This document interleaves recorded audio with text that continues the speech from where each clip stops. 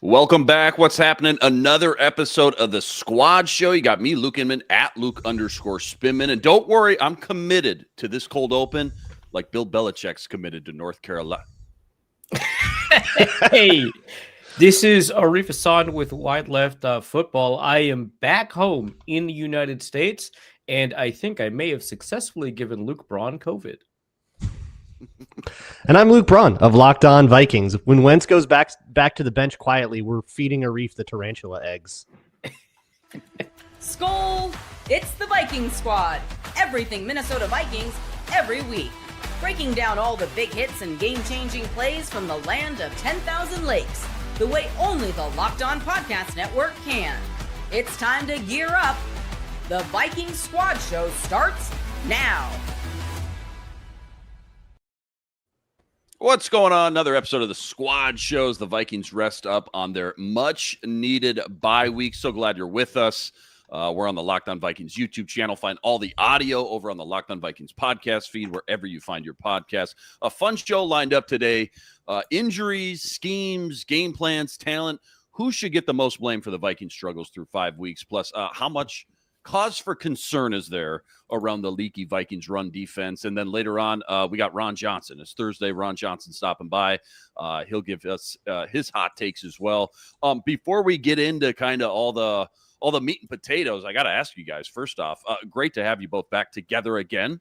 The tension between you two is palpable, right on brand.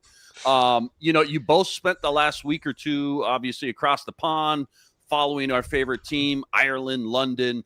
I just want the 60, 90 second nitty gritty kind of deep dive into the experience. Maybe one thing you loved, one thing you hated, and maybe one thing every fan should know or think about, I guess, when planning a big trip to Europe for an NFL game.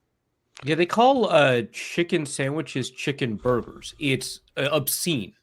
So that's the first thing you need to know about. Yeah, there's a lot of stuff wrong. I don't like with Ireland and England. That's one of them. It's on the list. I don't like that. Arif, did you have this experience in Ireland where everybody like local that you talked to was like, "So, you gonna fight?" Like, did everybody ask you that? What, like ask if like Vikings and Steelers fans were gonna fight? Are you gonna have to separate them? Like, are you guys gonna sit together? Zero people asked me about that. Yeah. What? Interesting. Where were you Why going? Are you asking me? That was look a normal question. Yeah, like taxi drivers. Hold on. You were probably like wearing like Vikings gear and stuff like that, right? Yeah, like on the way to the game or whatever. Yeah. Yeah, I wasn't wearing any. Oh, okay, yeah. That might be why. That would be why. Yeah, no, everybody in Ireland was like, oh, so they're not going to sit the Vikings and the Steelers fans together, right? Like, it was like abnormal for them, for like fans of opposing teams to watch a game together and like not brawl. Yeah, I mean, I was on the Pro Ireland football show or NFL show, and they did talk about kind of like the differences in fan cultures. And one of them is that it's so normalized to have fan sections, right? Yeah. And like at Croke Park, like you get in the wrong side. You can't just like walk around like at an NFL stadium. You have to go out and then like back to the right side. Separated. Yeah. That's crazy. Like the Offspring song. It's great because we don't have the rights to that. We don't have the rights. Yeah, we can't play it, but we can reference it. But it's great because like you're sitting with a bunch of the same, kind of fandom. Like that is an exciting, emotionally resonant experience. And then the chants that are coming from your side are so loud and rich and vibrant. And so that's like a whole deal. But it does kind of reinforce the tribalism inherent in fandom in a way that might increase the possibility of, well, they would call it hooliganism, I think. Yeah. But certainly, well, it's good that they have universal health care, I guess, is what I'll add to that. There you go. Yeah. Renegade was very cool. I'm sorry. It rocked. It was so freaking sick. Really? With the towels going. Oh my God. It's really cool. I hated it. Actually, they owned it. One thing I like the towels, except the one thing I hated about the towels is that they would occasionally block my view when I'm watching a game. Fair enough. Or getting hit in the face but with these towels. I'm like walking in and this like Irish person is talking to this like Steelers fan. And they're like, I don't get it with the towels. And he's like trying to explain, like, these are the terrible towels. Like, look at it. It's look at that. Think about it. And he did. He's like, look at it. And Look at it. And she was like, no other fan bases have a towel? and That's actually a fair point. yeah, and he was like, other fan bases try, but no one quite does it like the Steelers. See that? Like, 90% cotton, 10% poly. Right? See that? Look at it. 100% concentrated power of will. Yeah. But like, man, that's like 2 references to butt rock, like right away. But When Sam is away. yeah, but like, kind of right now that I've experienced it. That was pretty cool. I will say, so Zombie played in the stadium, and I loved that experience so much. It felt so cool, and I was like, is this trite? Is this, kind of blasé or whatever? I don't care. It rocked. It was so Yeah. I think I saw a clip of that, and it looked like it was chilling. rough. And the thing is, like, politically, that's actually not a super smart move.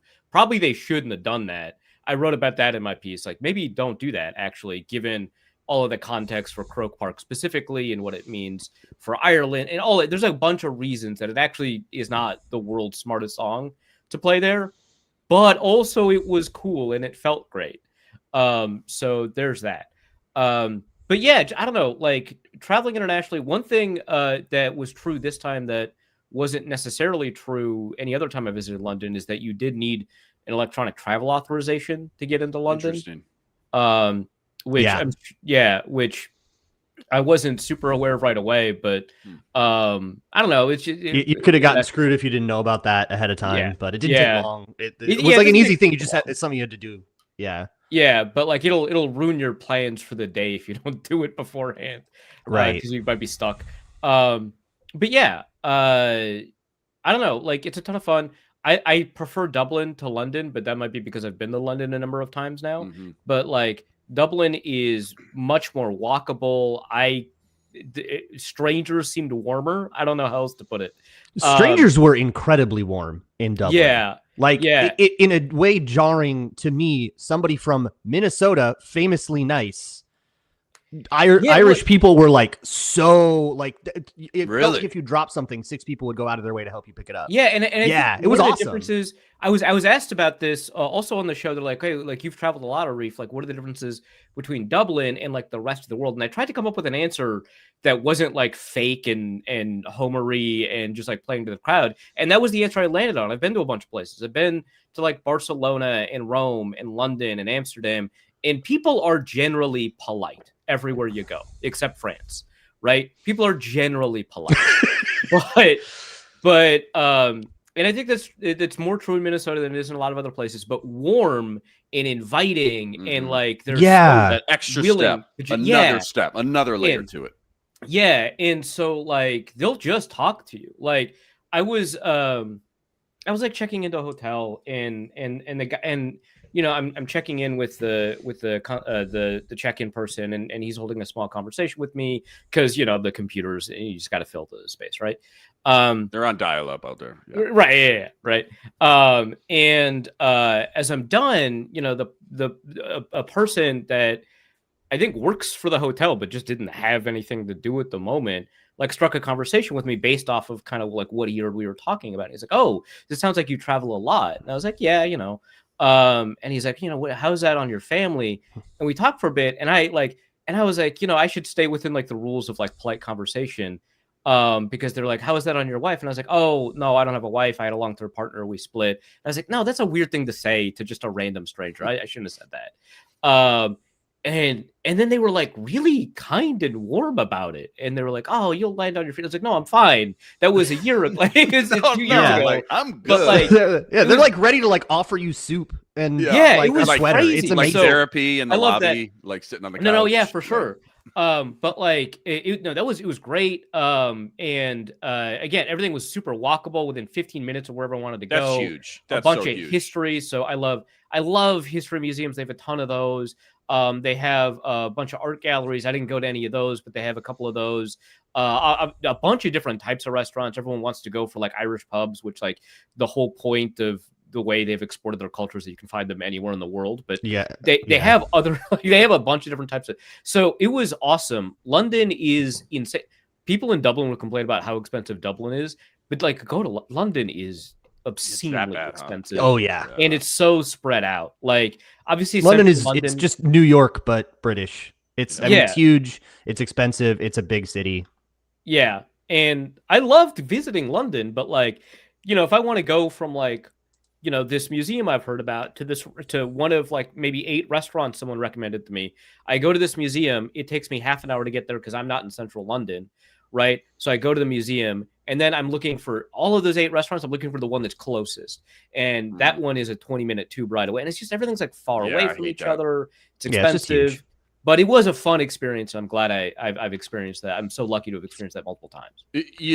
One of the things, because that the Croke Park experience was pretty cool. They did run out of food at kickoff. That was interesting. But the Tottenham experience, which I've done before, I was there when they played the Saints there. Double doink. Yes, the double doink. So like I've seen Tottenham before. I love that stadium. I think it's beautiful. But I've never seen the Browns presentation before. I did not realize that they were doing like a classic rock and roll thing the whole time. Yeah. How sick was that? That was very cool. And they also had like a live band kind of playing the whole time. Actually, I didn't like the live band because the guy was so insistent on audience participation that he would just cut off the lyrics every other line to get the audience. But it worked. That's the thing about like a European crowd is like when they played like Mr. Brightside and then a play. I think for Mr. Brightside, that works really well, but I think you can't do it for every and they also, I think they did Don't Stop. You kind of can. I was like wild. I was like, how deep a cut can we get to? And people will still be singing along. Yeah, and that was kind of my problem, is that they just kind of went deeper and deeper, and it was like, hey man, we all love all the small things, but not everyone knows all the lyrics. So maybe let's not like, okay, She Left Me Roses by the Stairs. We know that one, right? Yeah. But like you just like kept going. It was so weird. So I didn't super love it. But I did love the general aesthetic of just having a live band, just doing stuff. Yeah, that like some NFL teams will do that too. The Rams have had mariachi before, which I thought was awesome. Just a mariachi band hanging out like between plays. But like the music has to cut off when a play starts. And the like soccer style European fans the crowd are so good at sing-alongs that they just keep going. Yeah. Whole play happening. There's nothing better when the whole crowd gets into one thing in unison together. There's just no better feeling. Mm-hmm. Yeah, it was really, really cool. The NFL's been obviously playing abroad now for I'm trying to think back to the Vikings Steelers. Is that 2013 with Big Ben? It's got to be almost 15 years-ish, something like that. Did you find that like the locals? Was that the first? So the first international game, I just did a thing on this. The first international game preseason was 1976. I believe that was in Japan. Yeah, I remember the 95 one in Tokyo. Yeah, Terrell Davis had like a big hit. There's a bunch of really cool ones. Made him on special the international series, I want to say, was 2007 or something like that. Okay. Yeah, I just looked it up. Yeah. Okay. Yeah. Okay. So my question stemming from that is, did you find the locals are a little bit more into the NFL scene, like a little bit more not knowledgeable, but in like London, passionate about it, like the X's and O's a little bit? Is what the whole premise to begin with? Is it actually spreading abroad? For sure. Oh yeah. So we had a cab driver that was that took us from where we got off after we left the stadium, and we had like a dinner reservation. We had like this 20-minute cab ride, and the whole time he was talking to us about like his NFL. Like he was like, yeah, I got really into it because of a game, whatever.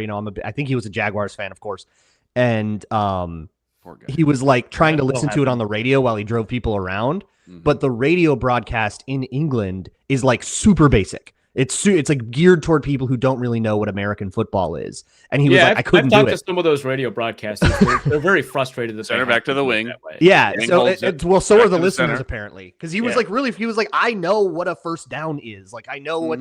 So he had to like flip around an event. Like sometimes you get the Sky Sports guys, and he's like, he just had to eventually figure out how to get like a more Americanized broadcast, so he could get something that was like actually telling him what was going on, rather than having to stop and explain like every tiny little detail that we mostly take for granted in America. Yeah. Last year when I was in Belfast, I'd taken a cab to go someplace, and the friend I was with was like, "Oh, by the way, like, this is he's a football writer."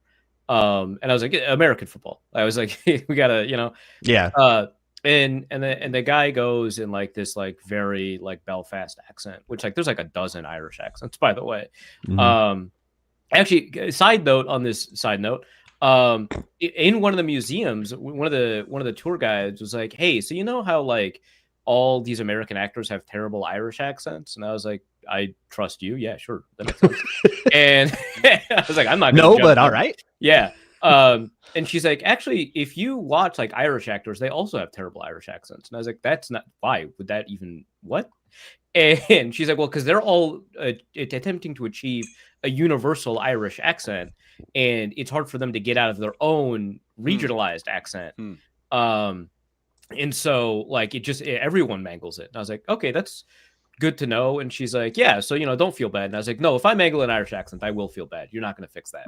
But anyway, this cab driver was like, "Well, who's your team?" And I was like, "Well, I primarily cover the Vikings." And he's like, "Oh, that's a shame. I'm a Packers fan." And I was like, Oh, wow. "Well, just a random cab driver in Belfast, Northern Ireland." Like, you've been tracking me down since I was like, landed? "What in the world?" How did And you I set was this like, up? and like you meet like fans of rival teams all the time, right? I was like, that's crazy. It sucks that you had two great quarterbacks and only like two Super Bowls out of it, whatever, right? And he's like, "Well, Jordan Love's," and so we get into an argument about Jordan Love, and my friend, who's not into football at all, is like lost. And she's like, "What in the world is going on?" And I was like, "I don't know, but now we're arguing about Jordan Love." So his EPA and right. you're like, what? That's hilarious. Last one, is there? It was London for the first decade. It felt like now it's Ireland this year. What's next? What would you love to see the NFL kind of expand its horizon? Definitely going to go back to Mexico City. They're just not doing it now for like World Cup related reasons. So that's I'm thinking happening. of places that are both like realistically logistic, I guess, for NFL teams to travel to and prepare and play, but also like a spot that would be unique and cool from a fan perspective too. I don't know that because like I think that they want to really establish Brazil a lot. So I think they'll do Rio de Janeiro and Sao Paulo a lot, Mexico City a lot. But I think the spike in interest that occurred in Spain when they announced the game there, that's huge. And so I think that they'll want to go to Barcelona. Eventually, it wouldn't shock me if they wanted to do Italy, but I think they really want to focus on England, Spain, Germany is huge, right? So I think that they're going to do Munich and Berlin a number of times, and then maybe expand to something like Stuttgart or something. But I don't know that we'll get something outside of what we've gotten so far. In the near future, because you are stretching a lot in areas where you really want to establish and build a fan base, and you're doing it all at once. And I think they'll probably just kind of stop there. At some point, it'd be really cool if they got like a real foothold in Africa, whether it was in Lagos or Johannesburg. I think that's going to be I think way down the line, but I think that's going to be kind of an area that they really want to do, because from a time zone perspective, that's a lot easier than if you do it in Tokyo or Beijing, which of course, if they have an opportunity to do something like that, they'd seek it out. But I think Seoul in South Korea would be huge, because there's a lot of South Korean fans.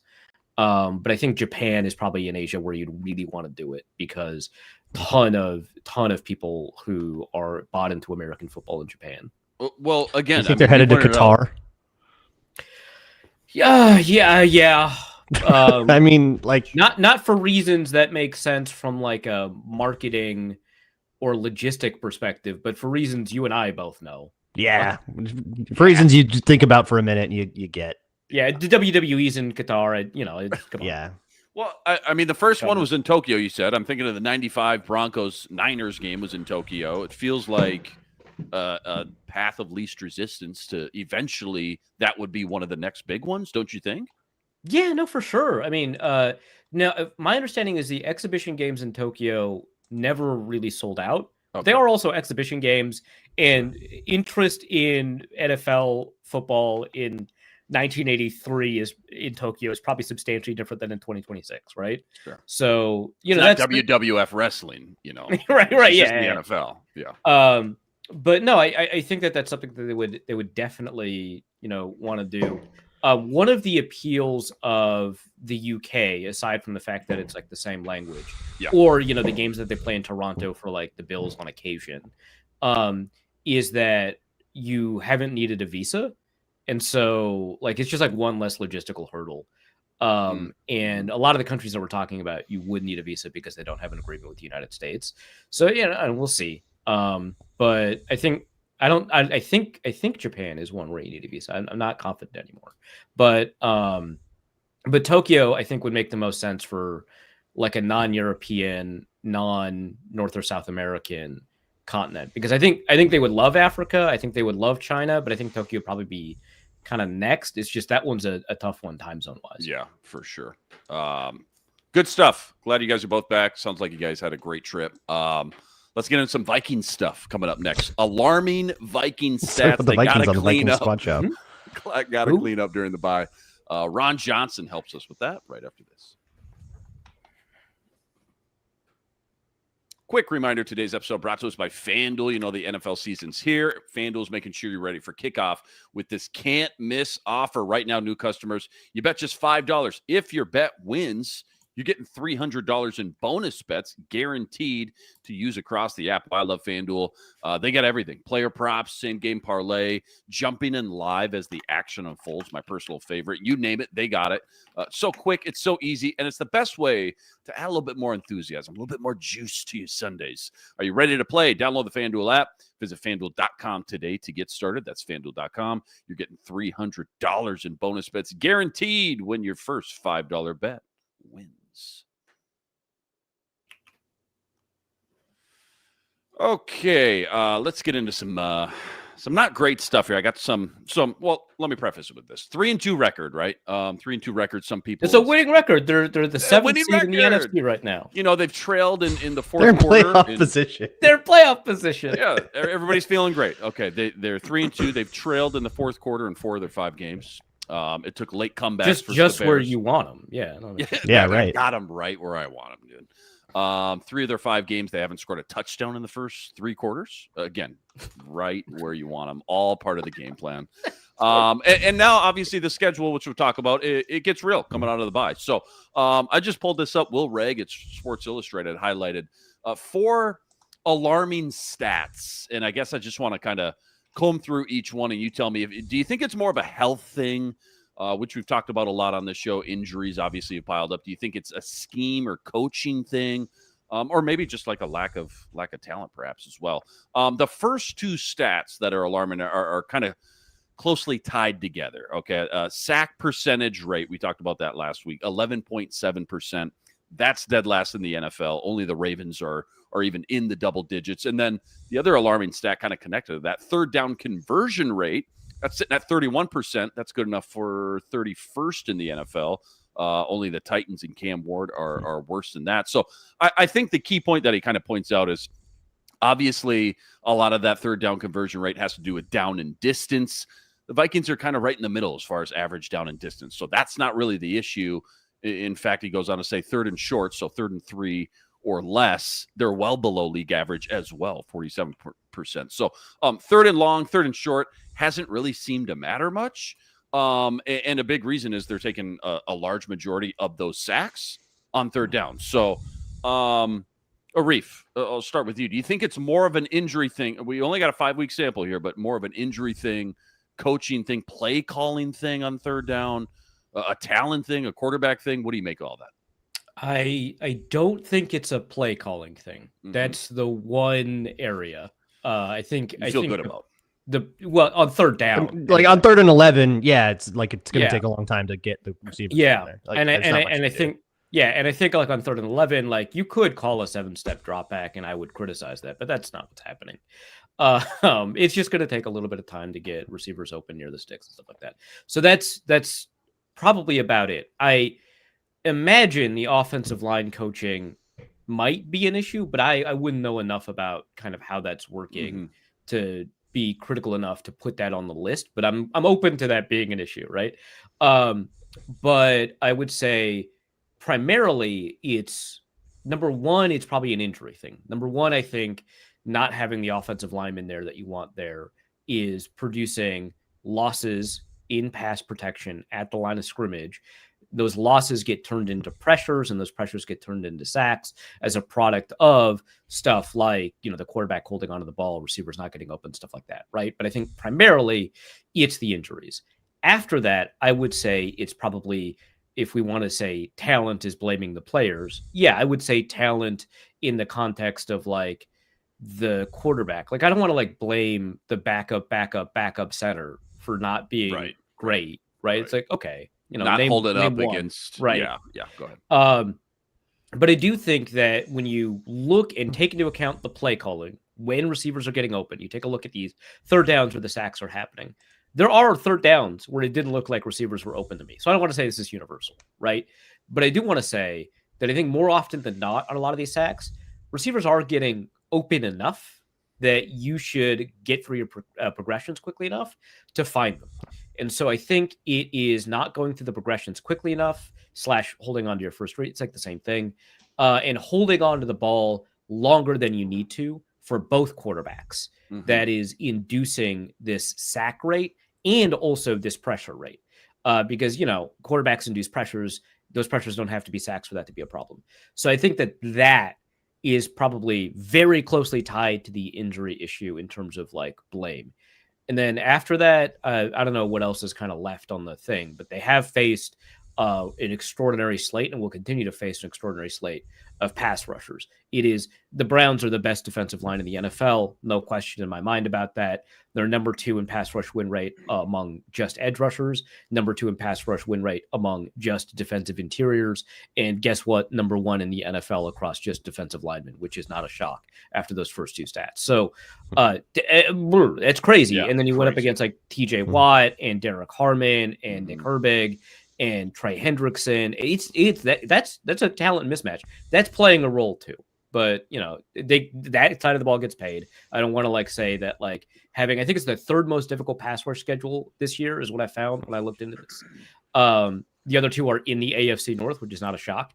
But this I think all of those are playing a role. I don't know who else is left on our little what do you call it? Yeah, flame chart.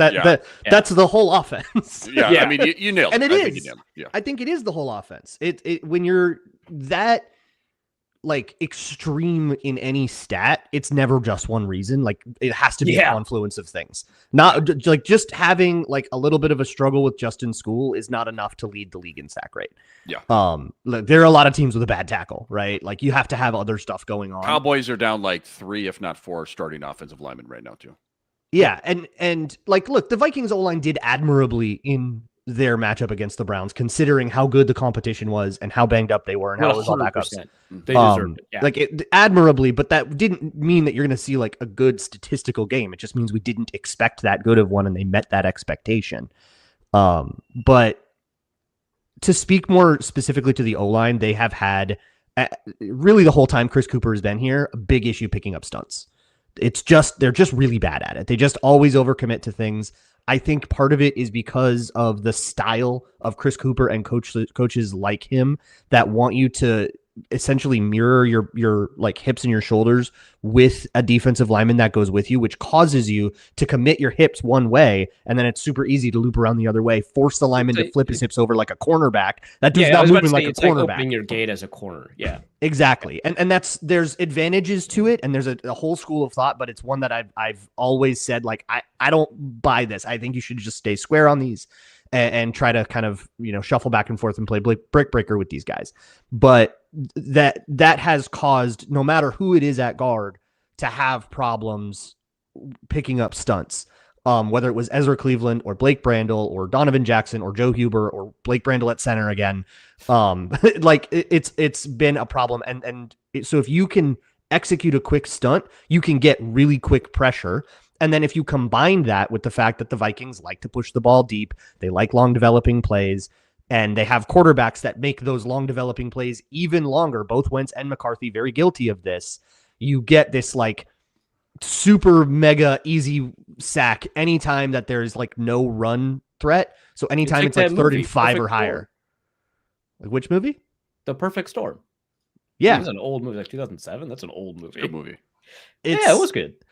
So, yeah, it's like all of those things combine, and I think that combination means anytime you have like a third and medium, you have like a really high likelihood of getting sacked. That's going to tank that stat, and 2,000, wow. and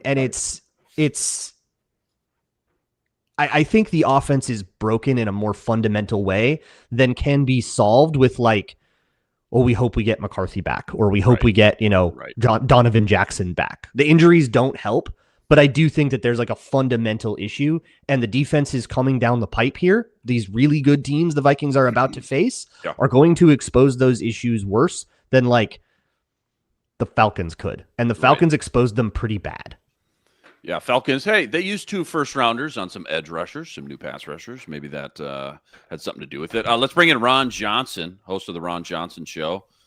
He comes in, he hops out, he's back in. There he is. Versatility right here on the Viking Squad Show. Ron, host of the Ron Johnson Show, each and every Tuesday. Follow him on X at 3Ron Johnson. We're talking about 4 alarming stats that Will Regas from Sports Illustrated highlighted this morning. Right now, we're talking about a league worst sack percentage rate, dead last in the league, 11.7%, and then how that's kind of coincided with the third down conversion rate for the Vikings offense, which is 31%. That's 31st in the league. Only Cam Ward and the Titans are worse. When you think about those 2 stats and you think about how do we fix it? It's the bye week. What do we got to do? How can we just go from 0 to 1 and just take some baby steps and get better? Was it an injury thing on the offensive line? Is it a coaching thing, play calling thing, a talent thing, a quarterback thing? What do you kind of make of those 2 kind of alarming stats for the Vikings offense? Well, so here's the thing. Stats are stats. At the end of the day, you can't put your finger on just one thing. Like, we know J.J. McCarthy was out. Okay, offense changed. Carson Wentz got it done for the most part. 3 offensive linemen hurt. 4th offensive lineman on the pitch count. Aaron Jones hurt. Defense not getting off the field at times. Offense being on the field too long. So there's a lot of ways to throw a different stat at it. At the end of the day, it's the bye week. They have a chance to figure out who they're going to be, who's going to be back healthy. We know, Brian O'Neill wasn't serious enough to go on IR. So, how healthy can he get, in the next 2 weeks? At the end of the day, there are small things within the offense that I think Kevin O'Connell missed, which is he got too excited about the talent he had and the quarterback he had. Like, everything seemed to develop way too long. It was not like a basic offense just to get the game going. If you watch Jalen Hurts, if you watch Kyler Murray even, a lot of the stuff is using their skill sets. How can I move out the pocket? How can I run? How can I get the ball in my hands quick? You watch Dante Moore. I go back to college football out of Oregon. Heisman candidate. He doesn't throw the ball deep a lot. Like, he gets the ball out of his hands pretty quick. He reads the defense. He understands where to go with the ball. I'm not saying that that's J.J. McCarthy, but it could be. He could be a a dink and dunk manager that then takes the deep shot every once in a while. There's nothing wrong with that. I think Kevin O'Connell likes the long developing plays where he looks like he out schemes the defense way too much, because then makes his offense looks awesome. Like, oh man, you see Justin Jefferson was wide open, Jordan Addison was wide open. Did you see that play call? Did you see that route combination? Like, sometimes you just got to get back to the basics and run hitches and slants and just let your guys be better than their guys. You got to overload one side and see how they play it. If they give you man coverage, go to the man coverage side. If you watch the Cardinals, at one point in the Cardinals game, Kyler Murray just said, okay, there's multiple guys standing around Marvin Harrison. It's still Marvin Harrison. Let me just throw the ball up. We did see that every once in a while with Sam Darnold, where he gave the YOLO throw down the middle and just said, hopefully Justin Jefferson comes down with it. The deep ball, fade 1-on-1 to the right. But those are far and few between, and I think that's the problem. Like, you have to, like, 2nd down and 1. There's no reason to get cute.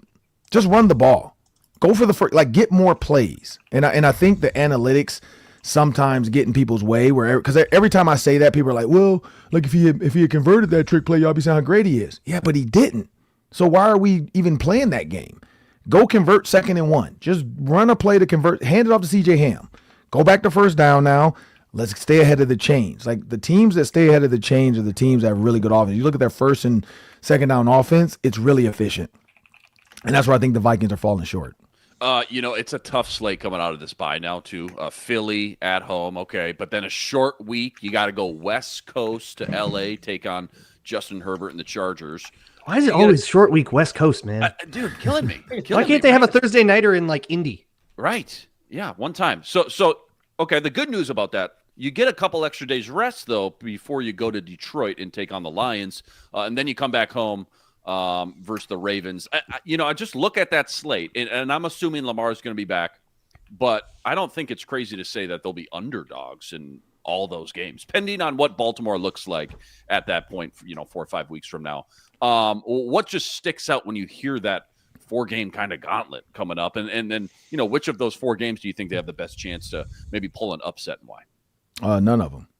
I don't think they have a chance to upset any of them. No. 0-4, baby? No, so 3-6 Vikings fire Kevin O'Connell. Oh no, you heard it here first. Ron Johnson said Kevin O'Connell is on the hot seat. Quote it, clip That's it, what I heard. tweet it. That is Luke Braun, by the way, for those listening. Spelled Braun. His address is Social. His Twitter handle, if it's on there. Just find him if you go to LA for the game. Find me on Twitter. Yeah. No. So when you look at the Eagles game, I think that's a tough one, right? Out the bye week, probably not fully healthy.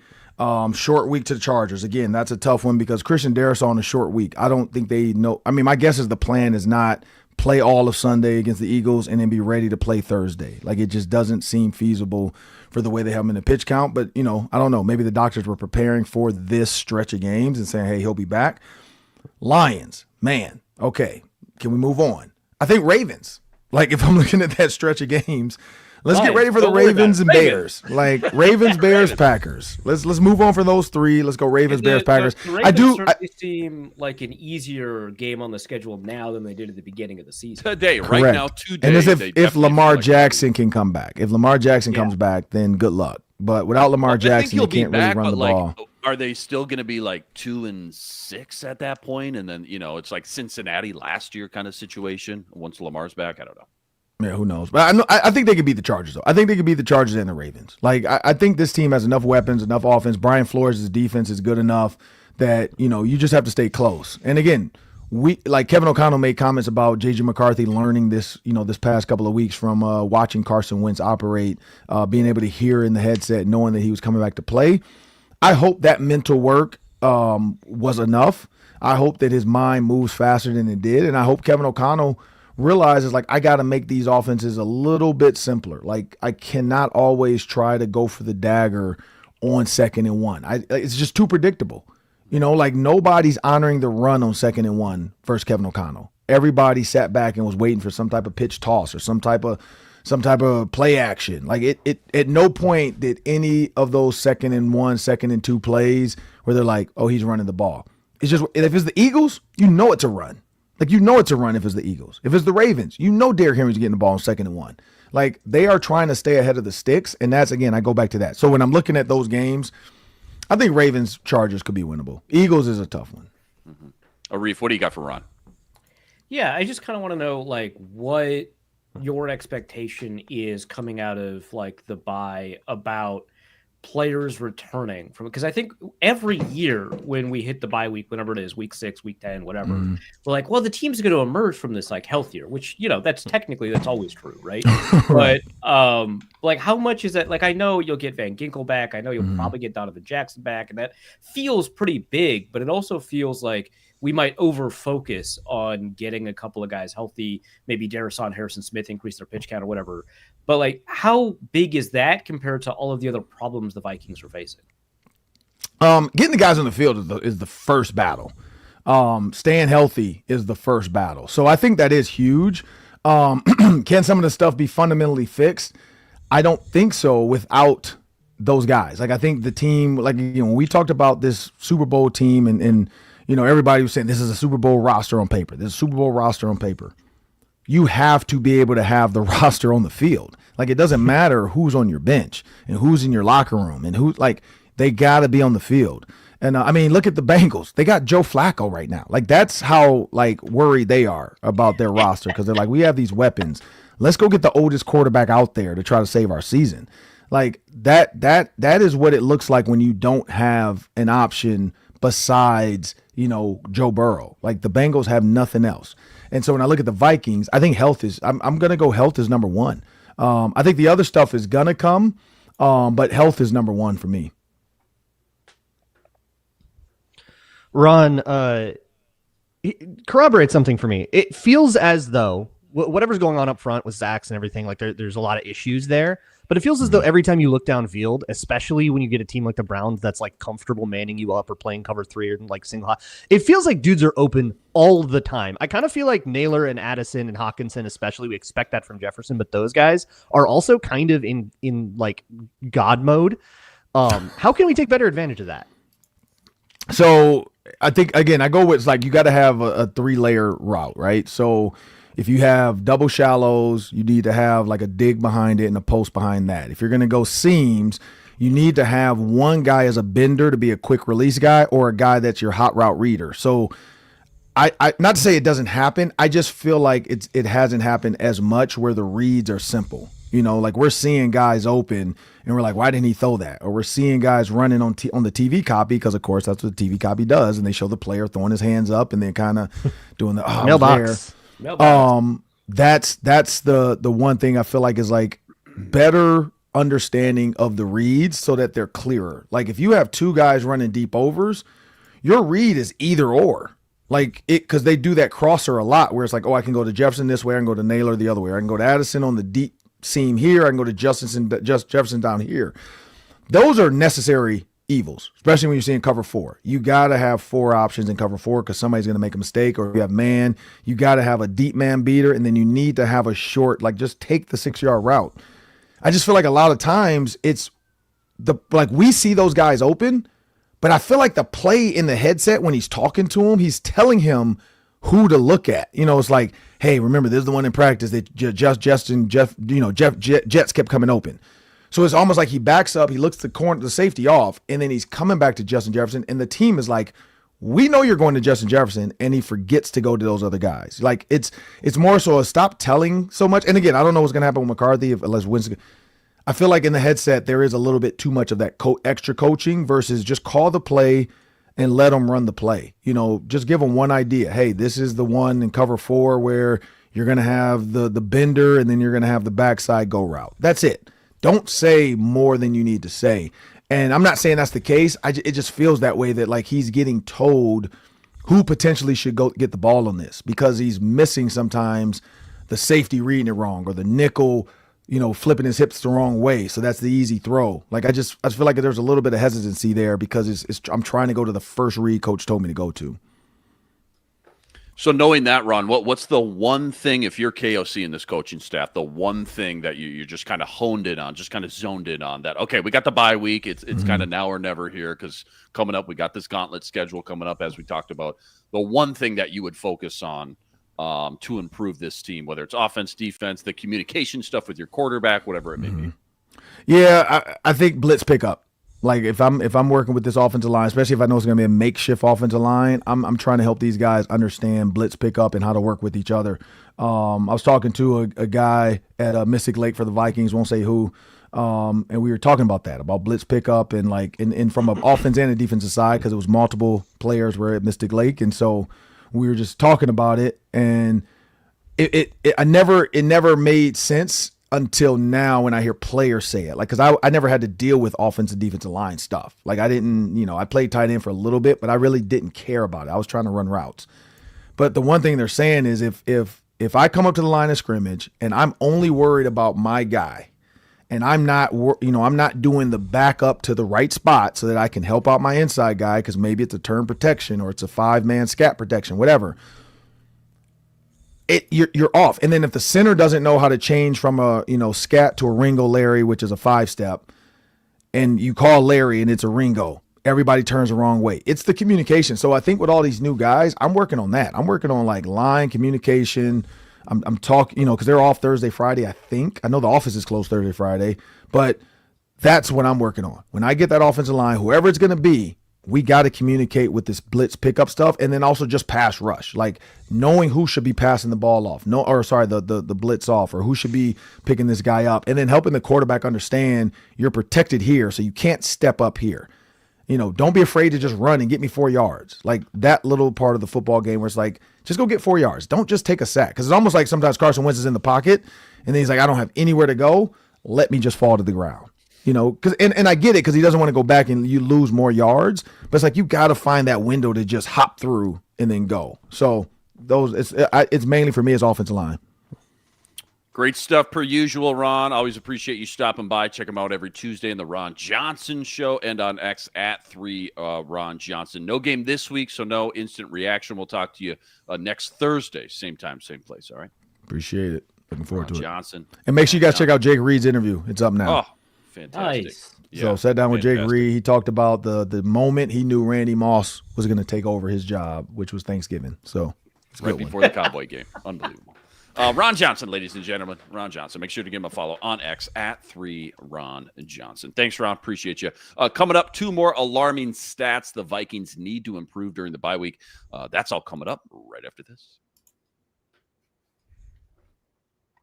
Quick reminder, today's episode also brought to us by Game Time. The NFL season's back. Honestly, nothing better than being in the stadium with the fans, cheering on your team, with your friends, family. Let's get real, though. Getting the actual tickets to the game can always be a hassle. You got queues, login screens, price jumping around at the checkout. Frustrating, to say the least. That's why I use Game Time, the app that gives the advantage back to the fans. It's so easy, it's so fast, and it's so simple. Backed by the Game Time guarantee. Gives you 100% authentic tickets delivered on time at the best price. Favorite part, all the fees are included. So the price you see, that's the price you pay. I pulled up Game Time, and just a couple taps, I saw incredible deals. I'm talking about your favorite NFL games as low as $100 per ticket. Honestly, faster, cheaper, way less stressful than any other way I've bought tickets before. Download the Game Time app, create an account, use code LOCKEDONNFL for $20 off your first purchase. Terms apply. Again, promo code LOCKEDONNFL for $20 off. Swipe, tap, ticket, go. Download Game Time today. All right, last 2 alarming stats I just want to comb through here. Number 1, first one, run defense. Here's the stat. Percentage of first downs gained via rush, 47.1%, dead last in the league. It's crazy, too, when you think about last year, they were second best in the league in this category. So huge contrast through 5 weeks. I guess 2 questions. Who or what is this really a Blake Cashman thing? And maybe more importantly, too, is this... in this pass-happy league we talk about all the time, how much does it matter if your pass defense, though, if your pass rush, it's all holding up and looks strong and is playing good in the back end? I would much prefer having a high-level pass defense than high-level run defense if I had to choose, right? I don't know that you necessarily have to choose. The Vikings did not have to choose last year, right? They had a really good run defense last year. So it's not necessarily the case that it has to trade off. Here, I think the Vikings are making some explicit choices that result in that trade-off. And I think here also the Vikings are facing some issues that are not making it a trade-off, but there are some problems here with run defense that are not a product of a focus on pass defense, right? And I think we've talked about this a couple of times. I think Blake Cashman does play a role here. Like him not being available has led to a pretty good linebacker, Eric Wilson, into being asked to do a lot of stuff that you need in a really, really high level linebacker to do, right? Which is to make up for whatever it is Ivan Pace is just thinking about doing. Be normal. We need one normal linebacker, man. and then Ivan Pace doesn't have to be normal. Yeah, and the thing is, Eric Wilson is also kind of like I think I see something, I'm going to do something about it, right? And so he'll overrun plays, and in some games that works extremely well, and in other games it's like you shouldn't have shot that gap, my guy. That now we're okay. Like it's sometimes it's like a lot of that, right? I think all of those play a role. It's also important to note that I think the Vikings' biggest problems right now, and this is just me going off of like the last couple of games of memory, so I haven't logged it or the eye test, though, right? Yeah, I think it's outside runs that are actually a bigger issue. Now, obviously, with the Browns, Quinshon Judkins did a bunch of damage on the inside, but that wasn't a run fit issue. That was just like having enough sand in your pants to bring this guy down issue. They contacted him right at the line of scrimmage. But I think a lot of it's just these outside runs. And typically when we're like, oh, these outside runs, that must be on the edge defenders. And very often it is. I think it's a good instinct. I don't think that's what's happening here. I think the safeties are bad at this right now. I think a lot of it might be like Theo Jackson. A little bit of it is like Josh Metellus, which I hate to say. And Harrison Smith come back. Like I need more than 17. Isn't it bad though when we're talking about your safeties are the problem in your run defense? Yes. Right though. Like, here's the thing. I guess my bigger question is like, why are we running so many 3 safety looks? Why can't we get a little bit more beef and kind of counteract that a little bit for a couple games just to put it on because it worked last year. I think that's why it worked last year because you had a guy in the middle that could hold a double team, and you don't have that right now. Yeah. Like that is such a huge issue. Yeah. Like, okay, somebody like Ivan Pace, and he loves to shoot the gap and get penetration, looks so much better when that space is compressed in the like at the point of attack, at the line of scrimmage. You want that to be strung out. You want that to basically just be a big old clog of bodies. One little Ivan Pace squirts through, gets in the backfield, creates chaos. You saying right? Javon Hargrave isn't Harrison Phillips? Oh my God, So weird. Javon Hargrave has had some horrifying things done to him up front. It is, oh my Lord. Here's a hot take, okay? I kind of think Javon Hargrave is softly getting benched because they have for given Jalen Redmond, right? Yes. They have given Jalen Redmond slowly more and more snaps. Javon Hargrave is becoming more of a pass rush specialist, which is I think what we thought the envisioned role. Yeah. That's like what we thought he would be, but for some reason that's what we thought he would be when Harrison Phillips was on the roster too. Exactly. Yes. Yeah. And then you trade Harrison Phillips, you put Javon Hargrave at nose tackle, which feels like such an improvised Band-Aid, and everyone goes, oh, that guy can't handle a double, and he never has been able to handle a double, and you sled him 5 yards down the field. Suddenly, Ivan Pace trying to fit a gap is like making an open field tackle. That's so much harder. Yeah. And it's so much, there's so much more space for a running back to work with, to press him, to slightly, veer his path, to manipulate the linebacker. There's so much space to work with. Everybody's job gets so much harder when you can't hold your own. And it's not just double teams. I'm watching Jonathan Allen and Javon Hargrave get destroyed one-on-one by singular guards or centers. It's really bad. And I think that's why you have seen more snaps from Redmond and Levi Drake Rodriguez, who are also not they're second teamers. Yeah. But they're holding up just as well as the starters in run defense. You're just getting pushed around. You're light in the pants, and the other team has been stronger than you over and over and over again. I don't know what the solve for that is other than calling up the Jets and saying, do you want a do-over? I don't see, you can't gain a bunch of weight over the bye week. You have to just start either loading the box, sacrificing multiplicity in the Flores defense, which I don't think any of us want, or just kind of, like you said, Luke, just saying, okay, I guess our run defense sucks, and hoping that having a really good pass defense, by EPA per play, the best pass defense in the league, and it's not close, and just kind of hoping that that's enough, and that games play out like the Browns game, where you get a whole bunch of rushing success, and you just kind of like win anyways. So I want to talk about a comment here. Didn't Javon Hargrave have the highest PFF grade last week? That's from commenter Giovanni Ricci Tensor. So great name, by the way. Great name. But I would add that this is the fewest snaps he's played. I mean, aside from week 3, but he played 40 plus snaps in weeks 1, 2, and 4. Right here, he only played 30 instead of 48, 49 snaps.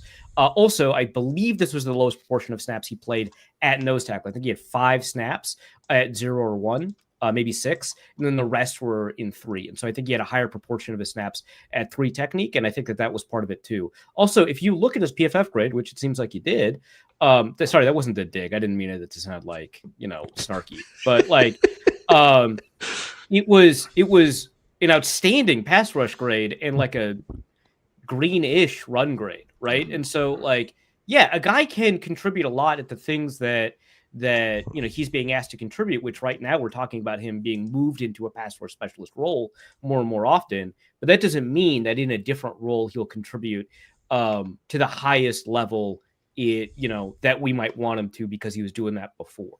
So I don't think PFF is wrong here necessarily. I think that the Vikings adjusted his role in a way that maximized him, which is what we're always asking all of the teams that that we want to follow to do, right? And here Jalen Redmond is having such a balls to the wall incredible season that it's like, just throw him out, put him anywhere, just throw him out there at linebacker. I don't care, just put him out there, and then you'll get downgraded on the bench. Yeah, so that's I think part of it. Bo Richter is going to have a better grade on some of these plays than Jonathan Allen. That doesn't mean he played better. It means he was on the bench. Yeah, he didn't. He got a 0.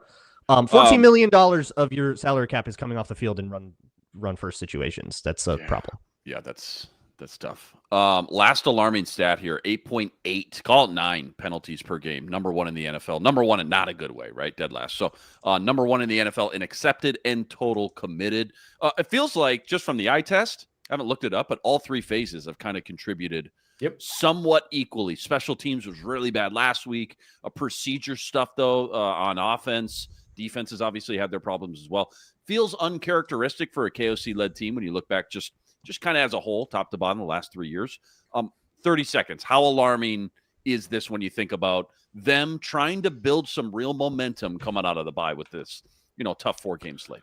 Of the problems that they have, I think it's the most fixable, and it's also the one that is most urgent to fix. Get your poop in a group on the sideline. That's it. Organize. Get it together. Yeah, it's so locked on friendly. I love it. So good. A bumper sticker, huh? Yeah, I'm sure that this is like a comment, and I've just never heard it before, but that was awesome. I've never heard it either, but I loved it. But I think some proportion of it will take care of itself as the offensive operation becomes cleaner and smoother. Like, you just don't have as many offensive pre-snap penalties, because I don't think that they are characteristic of the players typically, like the false starts and stuff like that. I think they are characteristics of the operational problems that they've had over the past couple of weeks. And I think that will resolve itself. And obviously it needs to, right? Because this offense desperately needs to stay on schedule in ways that the Darnold offense just did not need. And so it's a bigger problem. So for sure, I think that's going to resolve itself. The defensive ones, I think, are, if I haven't looked at the breakdown, but I think they're kind of randomly distributed, right? Like, I don't know. It feels like it. I'm with you. I'm going off just pure eye test and like, gut reaction from what I remember. It feels pretty spread out for the most part. Not one guy they're picking on. No. Right. Yeah. So I don't know if they're not like consistently offside. They're not consistently committing defensive pass interference. So not even consistently roughing the passer. So I don't know, like, figure that out somehow. That's above my ability quickly in a podcast to take a look at. Special teams, though, like Matt Daniels needs to absolutely figure some stuff out. Yeah, has it been one or two penalties guys and a on half special on special teams? teams was has just, it like, been one or two guys? I put out in the game, I was like, that's getting fired. I mean, that is deeply disorganized. If Javier Thomas fixed his stuff, like, that would help a lot, but it is not just one guy, for sure. Like, it's a lot of things. That's almost worse, Kobe King a lot. Yeah, and the thing is, everybody's special teams have gotten better this year, and it's just a question of who's gotten more better, and the Vikings have not gotten more better compared to the Vikings have not gotten more better. Eloquent. Correct. Yeah. No, I think that I've communicated what I need to. I feel good about that. I'm gonna sleep good tonight. I feel good. Yeah. No, I'm happy with it. But yeah, like, kick returns are up, field position is slightly up. The ability to score is up, and like across the league, field goals are getting blocked more, but also they're getting dunked in from much further away. And I think the punts are cool now too. Like, everything's getting better. And the only thing that seems to be getting better for the Vikings are their punts are also cool. But everything else is just like, yeah, you got a little bit better, and everyone got a lot better. And I feel like that's a coordinator issue, right? If your special team scheming has not adapted to the new kickoff rule, has not figured out how to be part of this kick block party, So I think the Vikings with Matt Daniels the Vikings with Matt Daniels have often been content to like let everybody else experiment and then to just like go with whatever the fad is. And I think they're letting other people figure stuff out without. Yeah, but they're figuring stuff out with touchdowns, man. Like, that's what I'm saying. Yeah, I'm saying that as a critique. They're letting everybody else do stuff, and then they'll like catch up later. But we're in that in between part where now everybody's just better than you. Yeah. Final segment coming up, weekly gambling picks. Arif's got the lock of the century coming up. I just know that's all coming up right after this. Quick reminder, today's episode also brought to us by Mazda. Mazda crafts cars for those who do more than just move.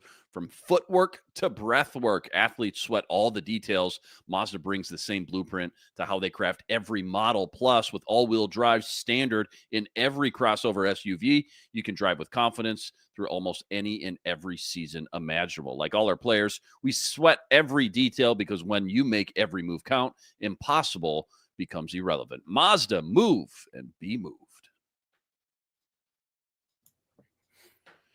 All right, what everybody came to see and hear are weekly gambling picks where we're giving away money. We're making you rich, right?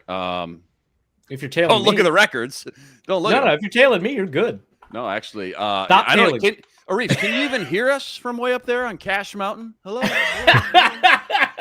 Just perched all the way up on top alone, first place by a mile right now, over 1,500 ahead of last place, who just happens to be the guy who didn't show up today, Sam Ekstrom. Couldn't show his face. The two Lukes sandwiched in between both those two. So, Arif, you are up first. What is on the docket this week? Give us your lock of the century. Yeah, so we're no longer restricted to Vikings games. I'm going to go to one of my favorite hits of the season so far, which was the Jonnu Smith first drive reception from three-play drive. Back to the well. Yeah, so I'm going to go Jonnu Smith 3+ receptions. This is really funny. On FanDuel right now, there's an over 2.5, which is like minus 192. Okay. And there's also an alt reception of 3+, which is minus 188. These are the same bet. Yeah. I'm going to do 3+ minus 188. I believe that's allowed. I believe I'm allowed to do minus 188.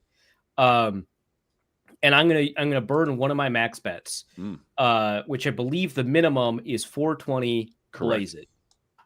420. Blaze it. Jonnu Smith. Blazing it on Jonnu Smith. 3+ receptions coming out of the bye. Who the Steelers playing again? Coming out of the bye? It's a good matchup. Browns. You got to get rid of the ball quickly, Aaron. Get rid of it quickly. Right. Go to your screen guy. 0.4 average depth of target for Jonnu Smith. The perfect answer to the Browns. Luke Braun, how do you top that? How do you follow that? With hyper conservatism, because I'm just not that good at betting on other teams. I'm not even that good at betting on the Vikings, but I'm definitely bad at betting on other teams. You only have one bet on the Vikings every week anyway, because the other one's in RJ. That's true. Yeah, that's part of the strategy.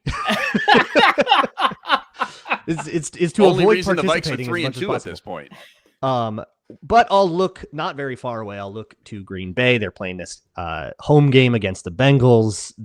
That's supposed to be this huge blowout. So I'll take a Josh Jacobs rushing prop. I'll do it at the minimum. Josh Jacobs, 80+ yards, hoping that he can at least get a whole bunch of volume, if not just kind of gash a really struggle-heavy Bengals defense. So it's at minus 114.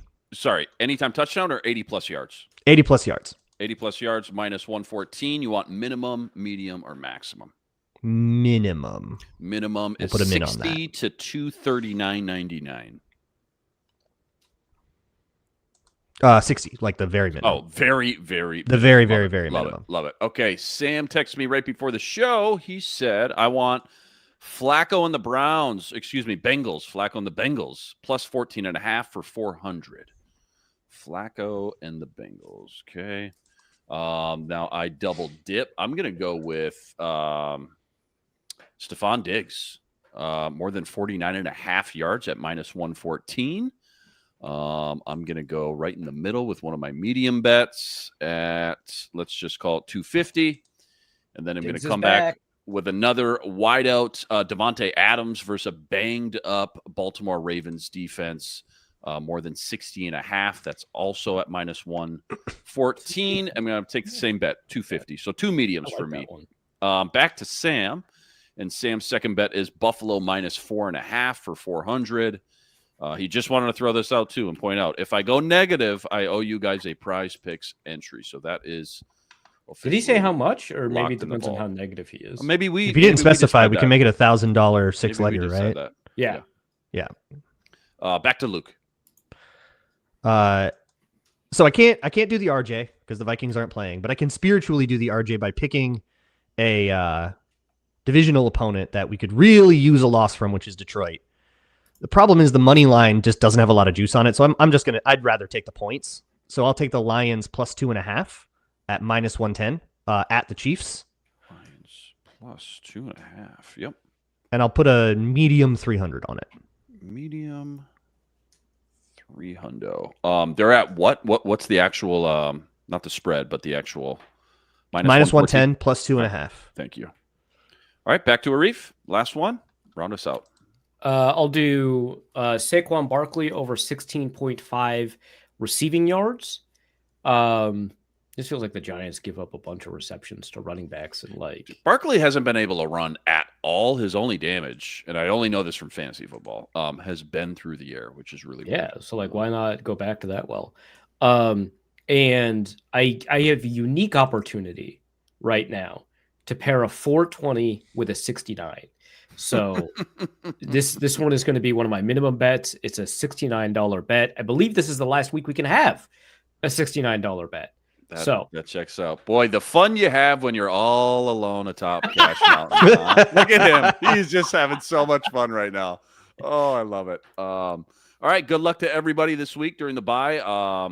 Huge shout out to all you guys, all the everydayers out there that always make us your first listen. All you guys come in the chat with us from show to show. Go check out Luke over on Locked On Vikings each and every day. Arif always killing it over at the Wide Left Substack. Ron Johnson, check him out on the Ron Johnson Show each and every Tuesday. Go check out his latest interview with Jake Reed. Thanks for watching. Thanks for listening. Make sure you like and subscribe. So close to 10,000 subscribers. We'll catch you Monday morning after the bye week. Until then, signing out.